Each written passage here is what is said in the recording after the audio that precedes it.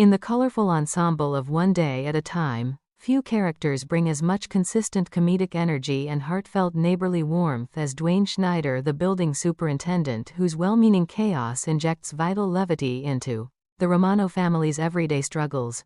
Part 5 of this review turns its focus to Schneider's delightful contributions to the episode Barbara Plus 2, where his over-the-top antics, clumsy wisdom, and unflappable good nature serve as both comic relief and a grounding force amid the teenage romantic turmoil and later domestic reflections. Through his presence, the script masterfully captures the spirit of 1970s apartment living where neighbors often blurred the lines between friend, surrogate, family and source of endless amusement. Schneider enters the story at a moment of peak domestic tension, arriving like a whirlwind of 70s charm and questionable medical advice. When Barbara feigns illness to escape her double-date predicament, Schneider steps in as the self-appointed resident expert on everything from zippers to psychosomatic conditions. His examination of Barbara, complete with references to cold feet, hot hands, and the possibility of being bitten by a tsetse fly, showcases the character's signature blend of pseudo-professionalism and absurd humor. The line "you could have been bitten by a tsetse fly" is delivered with such deadpan conviction that it perfectly encapsulates Schneider's ability to turn mundane situations into comedic gold. In the context of 1975, when Americans were increasingly fascinated by pop psychology and self-help culture, Schneider's diagnosis of a severe case of the guilt lands with both satirical bite and genuine insight. What makes Schneider so endearing is his unwavering commitment to being helpful even when his help creates more chaos. He offers to take over caregiving duties from Anne, declaring himself on standby and launching into an outrageous story about delivering a litter of puppies from a Mexican hairless father and a Great Dane mother. These tall tales are quintessential Schneider, exaggerated, ridiculous and delivered with complete sincerity.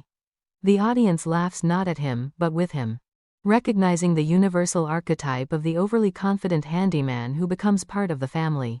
His interactions with the Romano women reveal a deep affection beneath the bluster. He genuinely cares about them and wants to support Anne in her role as a single mother juggling career, activism and parenting.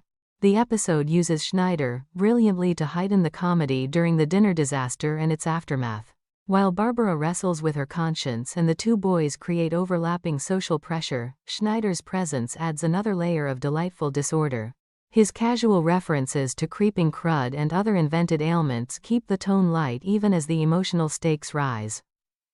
This ability to diffuse tension is one of Schneider's most valuable narrative functions. In 1970s sitcoms, such characters served as vital safety valves, allowing serious themes of honesty, guilt, and growing up to be explored without becoming heavy-handed.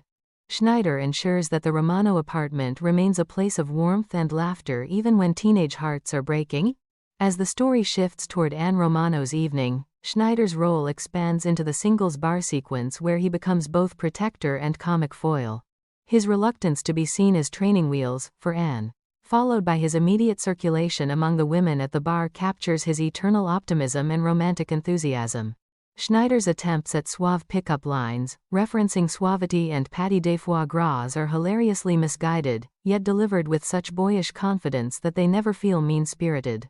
The script uses these moments to gently satirize the emerging singles bar culture of the 1970s, a time when divorce rates were rising, and adults like Anne were tentatively exploring new social freedoms after failed marriages.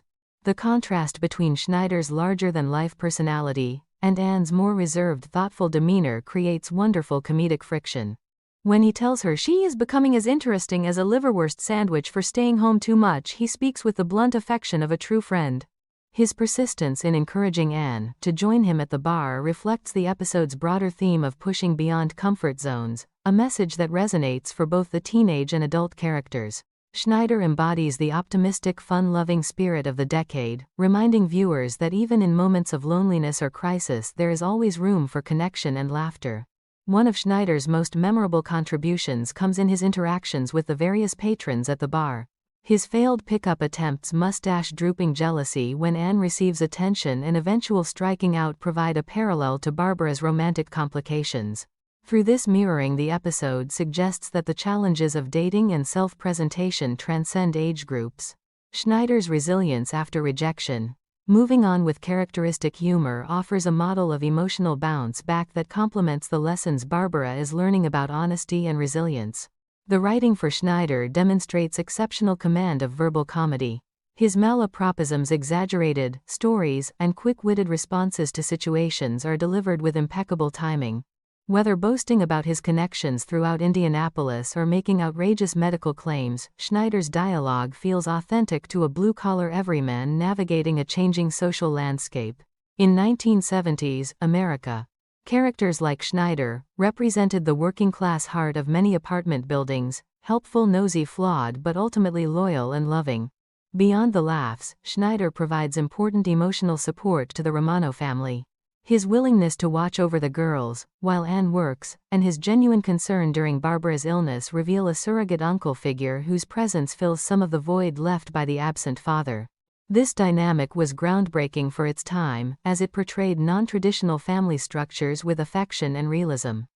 Schneider's antics never undermine Anne's authority as a mother. Instead, they complement it, showing how community support can strengthen single-parent households. The episode's gentle satire on 1970s gender roles shines through Schneider's character. He is both a product of traditional masculinity, handy, confident with women, full of bravado, and someone adapting to new realities such as supporting a working single mother and respecting her independence. His friendship with Anne, marked by teasing and mutual respect, offers a refreshing portrayal of platonic male-female relationships in an era when such dynamics were still evolving on television. Scene by scene, Schneider's contributions elevate the material. During the zipper fixing moment, his helpfulness contrasts with the girl's teenage self-absorption. In the guilt diagnosis sequence, he articulates what the audience already senses about Barbara's predicament. At the bar, his failures become poignant reminders that everyone, regardless of age or charm, faces rejection and loneliness. These moments weave Schneider seamlessly into the fabric of the story, making him indispensable to both the comedy and the heart of the episode. In the broader context of One Day at a Time, Schneider stands as one of the show's most beloved creations. Portrayed with infectious energy, he embodies the optimistic, resilient spirit that helped the series connect with audiences, navigating real-life changes in family structures and social norms.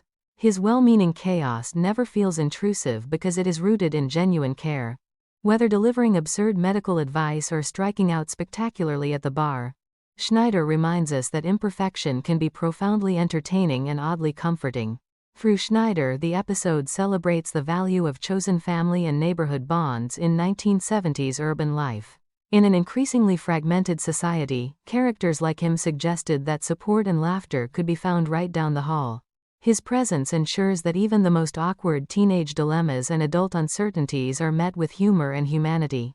As we appreciate Schneider's role in Barbara Plus 2, we recognize how his comic neighbor persona enriches the entire ensemble. He provides balance to Barbara's internal struggles, Anne's maternal wisdom, and the romantic tensions, creating a rich, layered viewing experience. The writer's affection for this character shines through every scene, making him not just a source of laughs but a vital emotional anchor in the Romano family's world. Schneider's well-meaning chaos ultimately reinforces the episode's central message: life's messes, whether double dates, guilt-induced illnesses, or singles bar misadventures, are best faced with humor, friendship, and an open heart.